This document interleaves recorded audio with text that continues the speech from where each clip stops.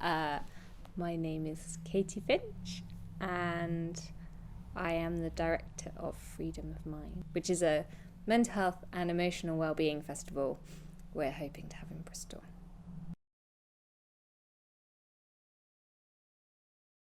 The idea came from Ella. She said to me that she wanted to have an event which celebrated good mental health, because we often perceive mental health as being this bad and scary and negative thing, whereas actually it's something that we all have and we all experience good and bad extents of it. I thought this was an awesome idea, and so said, I'll help you, and then it kind of went from there. I try and get out of bed because it's really easy when you feel overwhelmed and just generally exhausted just to stay in and hide away from everyone. I try and have a shower even if I'm not planning on leaving the house. I really like having a shower because I have really fierce showers. I like it when the water's quite hot and it's like really powerful on you. There's just something really nice about being just in this, I don't know.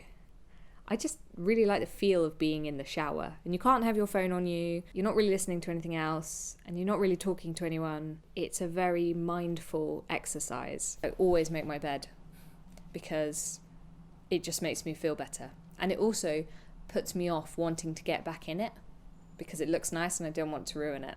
I suffer from ill mental health myself, and a lot of friends of mine have, and I know how damaging it can be to not feel that you can communicate about it. And so I wanted, they are safe spaces to have those conversations.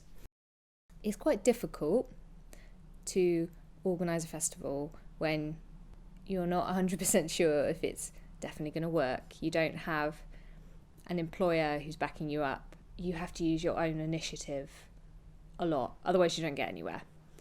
And that's really difficult. So I do frequently question myself, and it's really hard for me personally to deal with that. So it's almost like I'm going through my own journey of mental health doing this. I think what keeps me going is the people who appreciate what I've done. So people come to me and they go, I've never really spoken about this before, but I feel comfortable doing it. Or just say nice things.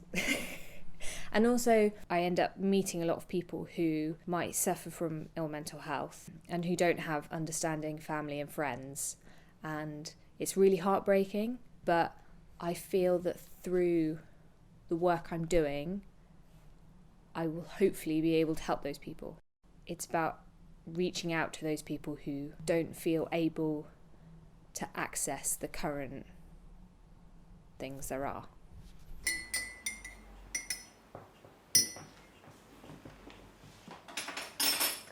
Because I think a lot of people assume that you either have good mental health or you have bad mental health, which isn't true. And they forget about the little everyday things which make a big difference. I find that food has a real massive impact on my health. If I just eat rubbish food all the time, then I feel rubbish. So I try and force myself to do that. I don't work in a messy room. I'll try and tidy the room because I feel like through tidying or cleaning, sometimes I can kind of tidy my brain when it's going at 500 miles an hour, and there's lots of different directions. And so by physically having an act of doing something like that is almost a therapeutic act, because through sorting that, I feel like I'm sorting myself a bit more. Sometimes I can't say good things, so I don't try because I know I'll just get upset that I can't.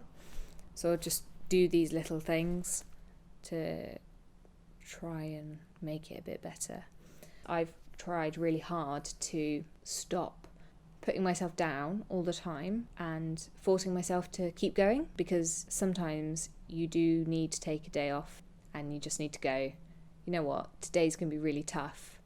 I'm really struggling to do anything. My aim for the day is to have a shower.